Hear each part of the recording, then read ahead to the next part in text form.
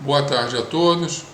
Meu nome é José Schwartz, sou CEO da Schwartz Consultores, uma empresa de consultoria especializada em franchise há mais de 35 anos no Rio de Janeiro e que agora está em Portugal, na Europa, desenvolvendo negócios internacionais.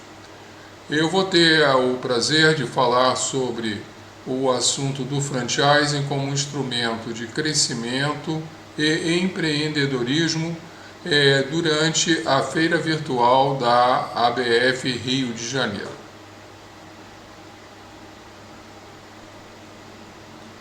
O primeiro ponto importante quando falamos em franchising é que o franchising é um método de se fazer negócio.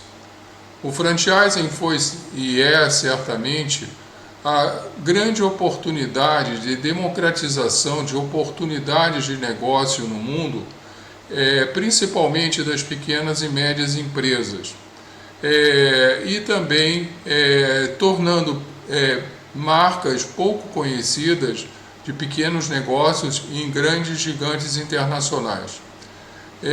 Por outro lado, o franchising criou uma nova classe empresarial moderna em todos os lugares onde o franchising está presente.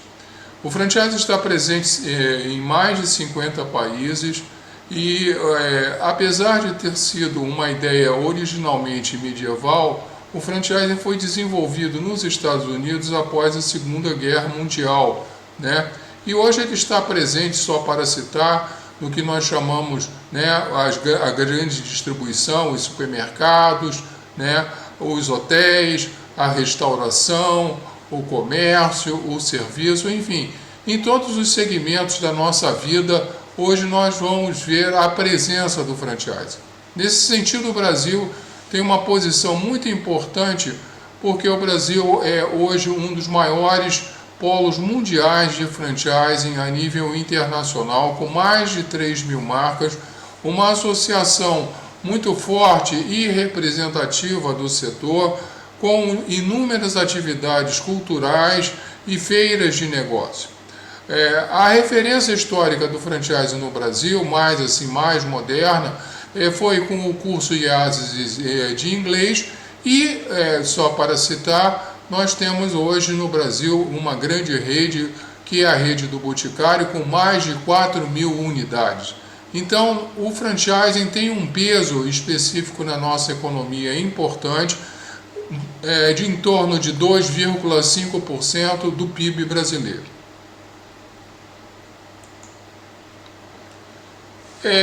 O franchising, na verdade, é uma grande estratégia empresarial que conseguiu quebrar um grande dilema que as pequenas e médias empresas tinham, principalmente em países onde que o capital é bastante escasso, como é no Brasil, e muito caro.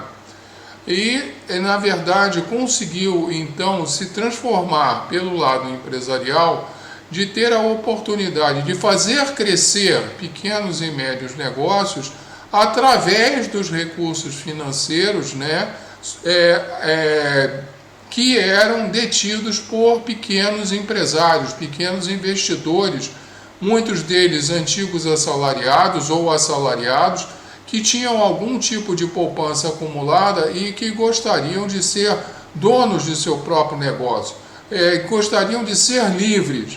Daí que vem a palavra franchising. A palavra franchising no francês medieval significa comprar a sua liberdade, o franchising, então, a gente pode resumir assim muito especificamente, assim como dissemos que é um método de fazer negócio, que é crescer em rede, através de parceiros, sem haver a descapitalização do dono da rede de franchising, É importante citar nesse momento, logo no começo, que o franchising no Brasil tem uma lei própria específica sobre o franchising, que é a Lei Federal número 13.966, promulgada em dezembro do ano passado, que veio a substituir uma lei, a Lei 8.955/94, que vigiu, portanto, por 25 anos. Essa lei deu muita força ao franchising, muita seriedade ao franchising, muita transparência ao franchising, principalmente no processo de tomada de decisão. Um outro fato bastante importante sobre essa nossa introdução é que as empresas precisam, de seguir o que a lei do franchising determina, fundamentalmente a preparação de uma grande documentação de transparência, de disclosure, e sem essa documentação, nenhuma empresa pode ser membro da Associação Brasileira de Franchising. Quais são, portanto, os pilares do sistema de franchising, o franchising moderno, também chamado de Business Format Franchising, ele se baseia em 4 grandes pilares. O primeiro grande pilar do franchising é a cessão de direitos de marca registrados. O segundo aspecto importante é que o franchising é um processo de transmissão de conhecimentos, padrões e segredos de negócio. O terceiro pilar importante é que o franchising pressupõe uma operação de apoios e acompanhamentos operacionais desde o início, desde a criação da empresa até a extinção do seu prazo contratual. E ligado a esses pilares do franchising, como nada na vida é de graça, nós vamos ver um pouquinho mais na frente, existe o pagamento das chamadas taxas de franquia. Então, eu diria que é muito importante àqueles que querem pretender, como empresários e como futuros franqueados, os empresários que vão ser operadores de rede de franquia se chamam os franqueadores, uma coisa bastante importante que é a condição necessária e suficiente de qualquer projeto de franchising, que é ter a sua marca registrada no INPI, o Instituto Nacional da Propriedade Industrial. Portanto, eu diria que uma outra frase importante que é preciso ser retida é que sem marca não há franquia. A franquia, portanto, é uma extensão, conceitual do que nós chamamos o licenciamento de marca. A franquia vai além do processo de licenciamento ao agregar, como disse há pouco, alguns contornos, algumas estruturas importantes para o sucesso não só da franquia, como também do próprio futuro franqueado. Uma outra coisa importante do sistema de franquia, que foi importante falar, é sobre a padronização. O sistema de franchising é um sistema que alguns dizem que é um sistema engessado, ou seja, um sistema onde que o nosso futuro empresário que vai ter operar uma franquia ou franqueado, ele tem que seguir à risca os padrões que são determinados pelo franqueador. Então, como quase que eu diria que o processo de franchising é um processo de clonagem empresarial. Eu sou você. Então, teoricamente, não há diferença entre operações de unidades próprias pertencentes ao dono da franquia, como as unidades franqueadas, que são operadas pelos nossos franqueados, enfim.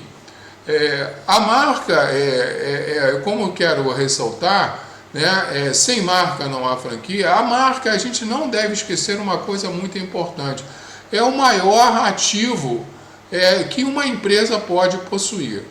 E nesse sentido, um pilar também muito fundamental do sistema de franchising é que deve haver uma preocupação tanto do franqueador como da sua rede de franqueados no zelar pelo bom nome da marca de franquia.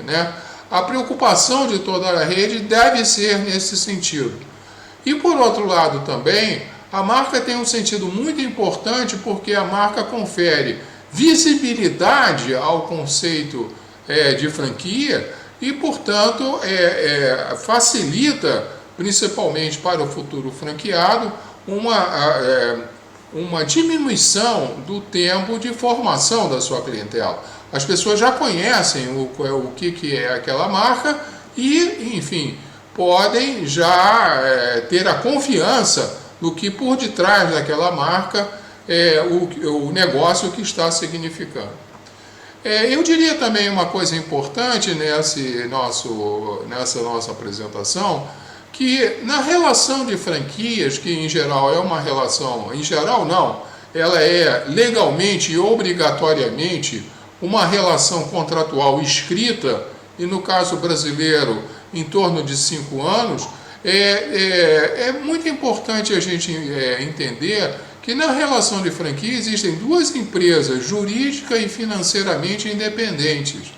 É uma relação muito própria, porque nós estamos acostumados a um modelo onde existe um modelo tradicional capitalista, patrão-empregado, também, por outro lado, uma relação, né, de sociedade, muitas vezes, né, são sócios, são parentes, são amigos entre si.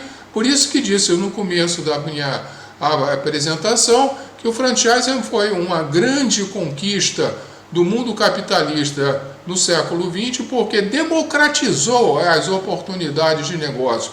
O futuro franqueado, muitas vezes, ou na maioria das vezes, não conhece o franqueador do ponto de vista.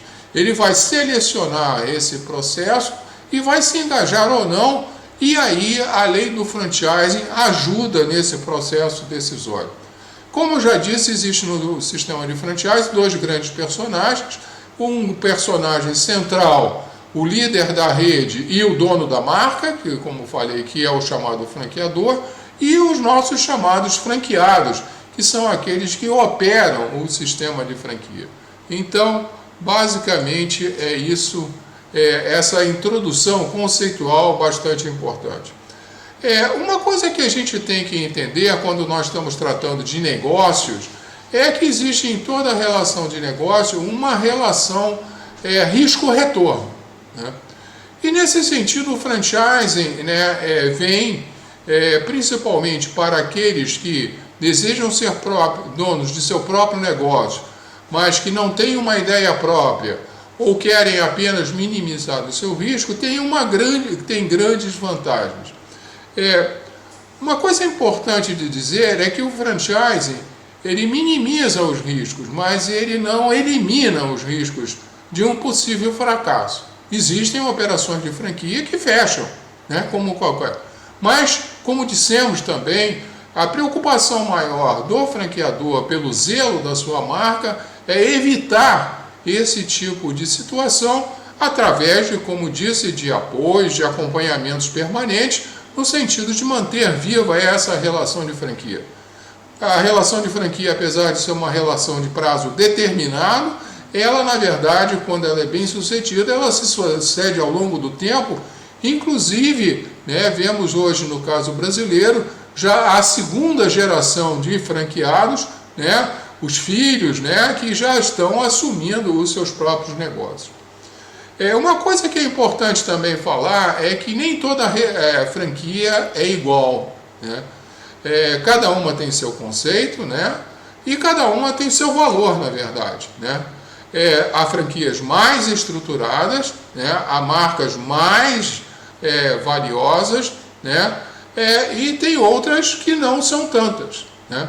Então a cada um caberá julgar em que franquia escolher. E nesse sentido, não falta no Brasil uma série de instrumentos de informação, não só os sites dos próprios franqueados, mas também o site da própria Associação Brasileira de Franchising e, mais especificamente, as feiras de franquia, que ajudam nesse processo de divulgação da oportunidade. Claro está que esse processo de minimização de riscos, né, esse valor agregado que tem o sistema de franquia, tem um custo, né? Toda relação de negócio tem vantagens e desvantagens. E qual é o custo do sistema de franquias? São aquilo que falei, um dos 4 pilares, o pagamento das taxas de franquia. né? Existem basicamente 3 grandes pagamentos do sistema de franchise. Existe um pedágio inicial chamado taxa inicial de franquia, initial fee, direito de entrada, o nome aí é mais ou menos um desses. E ele, na verdade, ele é o pedágio inicial para se ter acesso ao sistema de franquia, ao direito de uso da marca e ter todo um apoio principalmente vinculado à implantação. E eu diria aí que um apoio bastante importante é o treinamento, né, do futuro franqueado em relação aos padrões do franqueador. Uma outra característica muito forte no sistema de franchise é que muitas vezes esses futuros franqueados são pessoas que nunca tiveram negócio, que nunca conheceram eventualmente nem aquele tipo de negócio. Então é muito importante chamar a atenção sobre isso, né, que no direito de entrada em geral ou na taxa inicial de franquia está envolvido esse pacote de apoios iniciais de implantação, a implantação física, a implantação operacional e como disse, do treinamento. Durante a operação do sistema de franquia, aparecem a cobrança de 2 taxas. Uma que é chamada royalties, que na sua origem, quando é um processo apenas de licenciamento de marca, remunera a marca. No sistema de franquias, ele, além de remunerar a marca, ele remunera também o acompanhamento do próprio franqueado. É o que nós hoje em dia chamamos de consultoria de campo. Na origem, esse acompanhamento, né, ele tinha um sentido muito mais policial, muito mais de auditoria. Hoje em dia ele continua, e diria mesmo que com a pandemia, né, essa preocupação, né, com os padrões, com os respeitos, né, com principalmente de limpeza, higiene, essas novas normas de saúde pública que apareceram em função do Covid-19, elas estão muito presentes. Mas ela vai um pouco mais além. Quer dizer, a consultoria de campo tenta, junto ao franqueado, né, desenvolvê-lo da melhor forma possível. Por que isso? Porque o pagamento dos royalties, em geral, ele é baseado sobre o faturamento. Portanto, quanto mais faturar o nosso franqueado, mais faturará também o nosso franqueador. E existe também uma terceira taxa, chamada taxa de publicidade institucional, que durante muito tempo ela esteve meio que desprezada, meio que abandonada, mas que hoje ela ressurge no sistema de franchising com muita força, na medida em que hoje temos instrumentos de divulgação praticamente eletrônicos, a internet, as mídias sociais, enfim, todo esse conjunto de instrumentos que fazem a divulgação não só da marca, da franquia e do sistema que está sendo operado. O que é verdade, então, é que se por um lado o sistema de franquia tem uma força intrínseca, né, de diminuição dos riscos de insucesso, por outro lado ele tem um custo associado.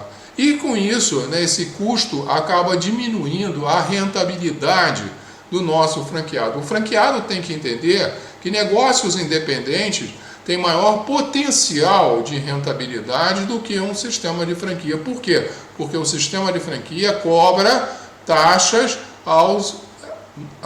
a cada um dos franqueados. E nesse sentido também é importante uma outra retenção, é que cada franquia tem seu preço.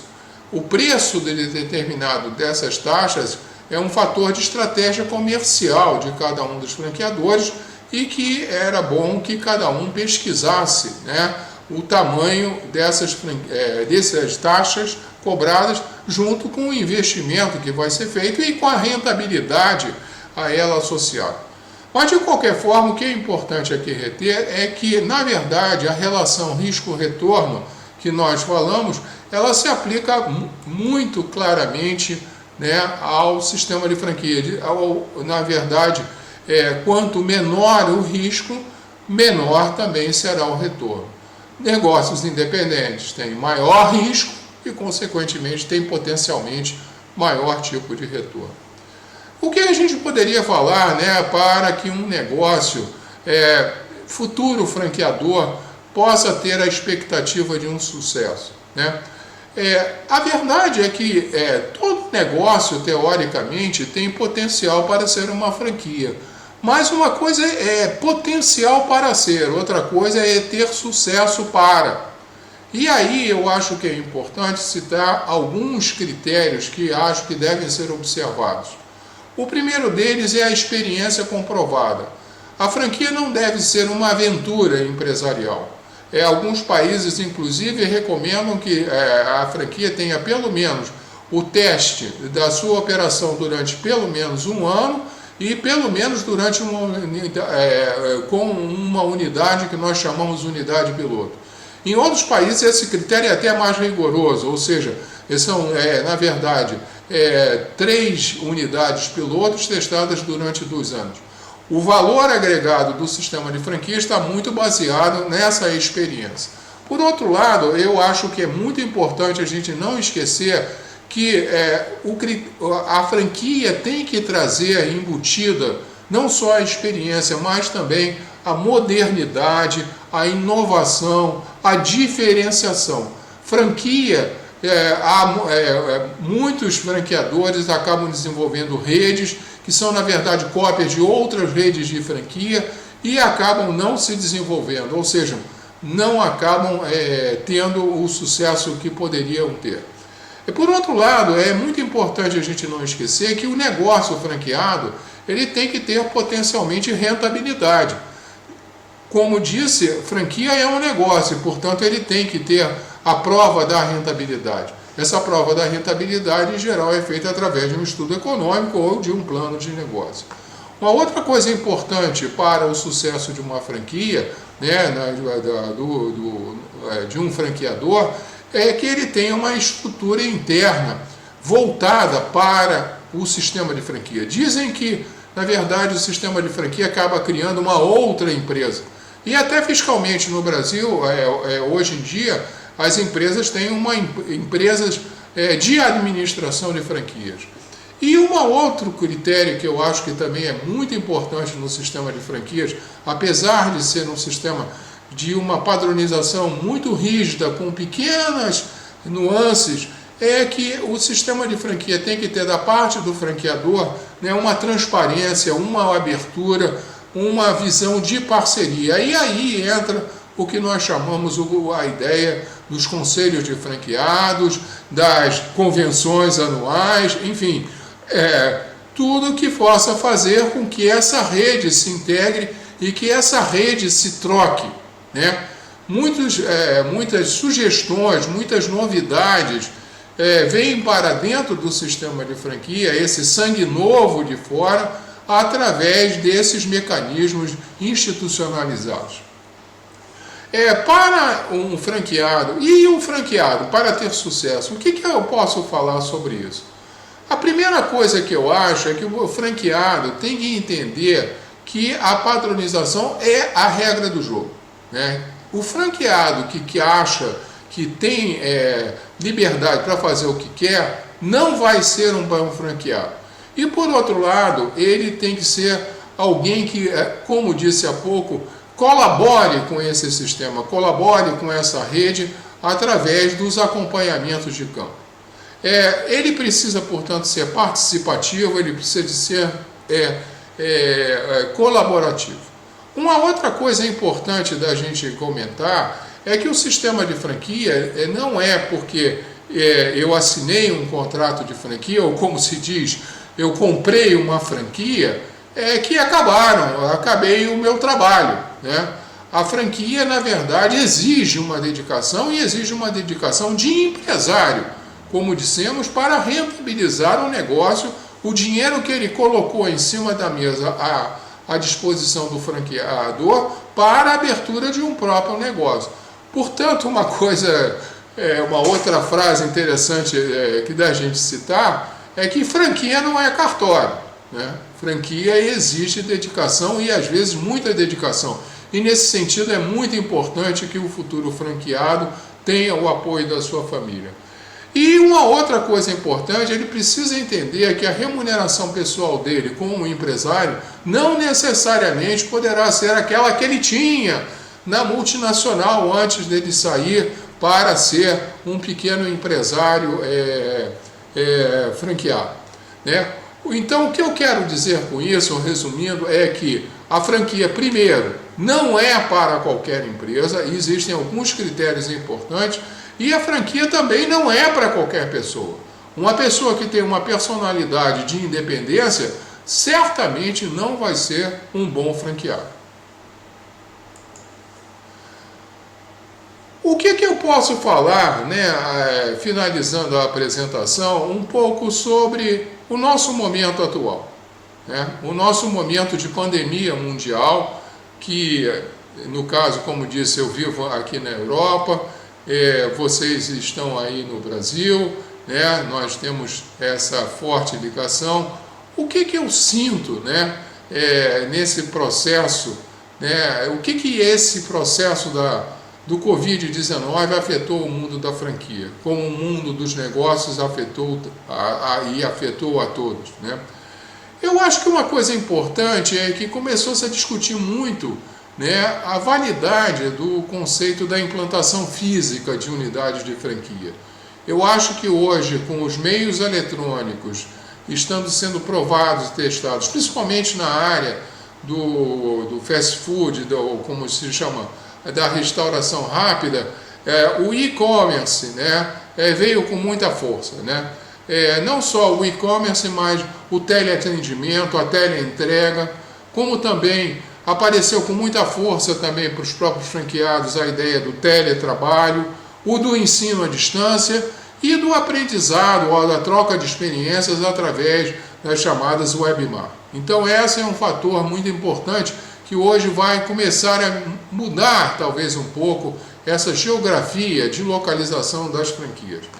Por outro lado, eu acho que a relação franqueador-franqueado cada vez se estreitou, deve ter se estreitado cada vez mais. Por quê? Porque houve nesse processo, todo mundo estava no mesmo barco, e todo mundo, um por todo, todos por um. Houve certamente maior solidariedade, maior troca, maior vontade, maior complacência, inclusive a nível do pagamento de taxas devidas, etc. Por outro lado, eu entendo também que novos modelos de negócio de franquia apareceram. Por exemplo, aqui na Europa eu estou percebendo muito que as chamadas franquias de conversão, né, acabam aparecendo porque muitos negócios fecham e são lugares que já tinham para aquele tipo de negócio uma clientela formada, uma estrutura física formada e, portanto, a franquia de conversão. Por outro lado, eu também entendo que as chamadas micro franquias vão aparecer ou estão cada vez mais se dinamizando. As pessoas encolheram suas rendas, né, diminuíram, né, as suas possibilidades de investimento e, consequentemente, franquias de menor valor terão certamente um espaço. Novos setores também estão aparecendo, né? Um setor que era meio que, né, um patinho feio, que era o setor de limpeza e conservação, hoje ganha uma importância enorme em função das exigências sanitárias. Um outro setor forte que aparece em função do e-commerce é o de logística, é o de entregas. Por outro lado, os setores, como as pessoas foram confinadas, obrigadas a ficar na sua casa, as indústrias ou os negócios, as franquias ligadas a diversões, a jogos. E por outro lado também, muitas vezes, se a gente viu empresas ligadas à área de móveis, de decoração, de bricolagem, né, que aproveitaram esse momento para poderem crescer. Então, como tudo na vida, nem tudo é ruim para todo mundo, né? Alguns acabam ganhando, outros acabam perdendo. A conclusão que eu gostaria de ter já nesse final de apresentação tanto para os futuros franqueados quanto para futuros franqueadores. O que eu acho é que todo mundo tem que primeiro pensar estrategicamente, aonde que eu quero chegar, o que eu quero, né? Conhecer em detalhes o sistema de franquia, né? E aí eu já comentei, existem vários instrumentos, né? Cursos, palestras, visitas a feiras, troca de experiência com outros franqueados, etc. Tomar a decisão de forma consciente, Franquia não é alguma coisa. Franquia é um negócio, é onde que tem dinheiro envolvido e tem retorno a ser esperado, né? E, por último, não menos importante, que cada um, né, colabore com a sua rede e que, na verdade, busque o sucesso do seu empreendimento. Então, era o que eu tinha a falar dentro desses 30 minutos disponíveis, e eu só queria, assim, recomendar um filme que eu adorei, já vi umas 2, 3 vezes, e aqui vai a recomendação sem nenhum interesse comercial, que se chama The Founder, né, o Fundador, que fala sobre a história do McDonald's, que de alguma forma foi onde que o sistema de franquia começou no mundo, nessa operação. É muito interessante esse filme, não só ele fala, né, em algum momento a palavra, mas isso é franchising, né? E é a primeira vez que a gente vê isso com grande clareza. Então eu recomendaria a todos que não deixassem de ver, vão passar 2 horas agradáveis e, enfim, desejar a todos sucesso. Muito obrigado pela atenção e me coloco, como disse, à disposição para troca de ideias, para responder a perguntas, aquilo que for necessário. Um bom dia, uma boa tarde a todos e obrigado e até breve.